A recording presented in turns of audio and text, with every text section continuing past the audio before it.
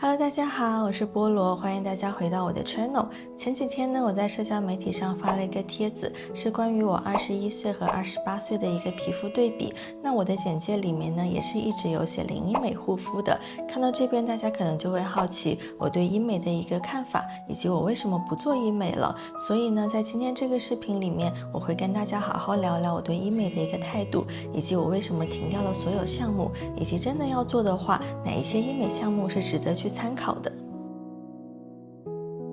我这边呢会把我21岁和28岁的对比图再次放到这边。先说说21岁的我吧。当时的我呢，我是会去热衷于做各种各样的皮肤管理项目，像微针、小气泡清洁，这些都是家常便饭。甚至为了追求更好看的脸型，我去打了 Botox 和玻尿酸。当时经常出国玩，所以去到法国的时候呢，我甚至是会去背水光针的针剂回来的。听起来是不是花了很多心思在皮肤上呢？但是现在回看起来，我觉得我的皮肤状态没有特别的好，甚至还有个让我觉得蛮遗憾的事情，就是当时做针清项目留下来的印子，到现在其实还在鼻子上没有消掉，这个也是让我开始反思的一个起点。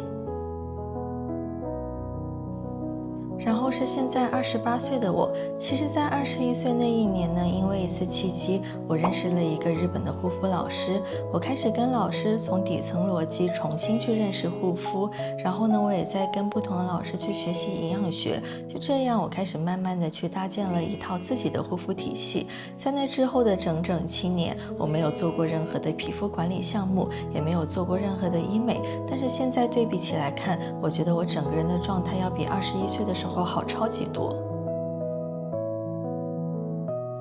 那为什么会有这样子的变化呢？我觉得最关键的一点就是建立正确的认知，以及真正的去了解我们自己的身体。我们大多数人的习惯是一个萝卜一个坑，遇到一个问题呢，就要去找一个对应的解决方案。就比如21岁的我吧，当时我其实很在意我下颌线不清晰的这个问题。按照当时的逻辑呢，我下一步可能就是要去打溶脂针，去做超声刀、热玛吉这些项目。但是当时的我有没有想过，也许是我体脂高呢？也许是我面部的肌肉无力导致的呢？再举个例子吧，很多人会长期头痛，第一反应就是去吃止痛药，但是有没有想过，也许是你背部的某一块肌肉紧张和牵连导致的长期头痛呢？还有很多人在意的斑点，与其着急去打激光，不如尝试一下把清洁这一块做到位，皮肤透明感上来之后，斑点其实可能也会淡很多。我们的皮肤和身体呢，是一环扣一环的一个系统，有的时候我们把一个大方向理顺了，很多小问题都会慢慢的迎刃而解的。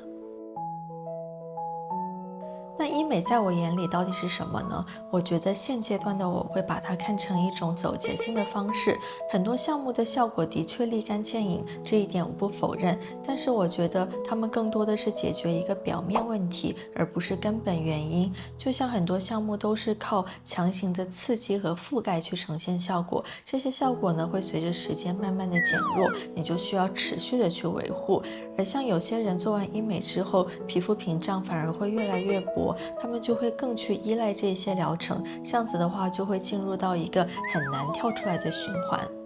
当然，零医美呢也不是说完全的不花钱，我觉得它有的时候花的钱不比医美少，但是它更胜在于一个稳健，不追求速效，需要你的一个耐心和持之以恒。但是皮肤的状态和整个人的状态真的是一点一点在慢慢的变好，就像我们的女神孙艺珍一样，我之前看过报道也是，她是崇尚一个自然抗衰，不去依赖医美，但是她的状态我相信大家都是有目共睹的。那我有没有一些推荐的医美项目呢？其实是有的，但是也是要看一个个人的诉求。我觉得目前我会推荐朋友去了解的医美项目就只有2个，一个是皮秒，一个是高周波。我们就先说一下皮秒吧。皮秒跟普通的纳秒激光不太一样的是，它对皮肤的热伤害更小一点，它主要是靠一个光生反应去击退那些黑色素，所以相对的安全和温和。除了淡斑之外呢，它如果搭配一些不同的镜头，还会对皮肤的一个细腻度和轻微的紧致度达到一个帮助，所以这也是为什么它越来越受欢迎的一个原因。再说一下高周波吧，高周波这个名字大家可能比较陌生，但是呢，它的原理就是通过促进胶原蛋白产生，达到一个紧致的效果。像大家熟悉的热玛吉，其实也是高周波的一种，但是热玛吉的能量频率非常的高，如果操作不当的话是有一定的风险的。而日常护理的高周波呢，它的能量相对比较温和，所以也是相对来说比较安全的。这边还有个插曲，就是之前我去韩国玩的时候，我本来想找一家皮肤馆里去做高周波的护理，但是我发现这个仪器的名字都是五花八门，而且每家店都不一样。但是我做完功课之后，发现它的原理都和热玛吉差不多，所以最后我一个项目都没有做成。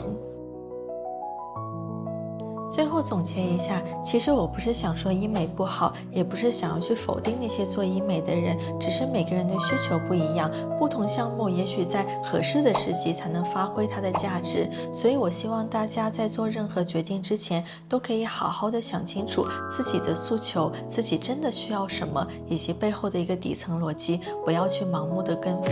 那像现在的我呢，不做医美也可以维持一个很好的状态，我会更多的把心思放在营养内调以及身体管理上面，也许之后的某一天，我也会去找一些适合我自己的项目去做，也说不定。好了，那今天的分享就到这边。如果大家有任何问题，或者有什么其他想听的话题，都可以在评论区下方留言。我们下期再见，拜拜。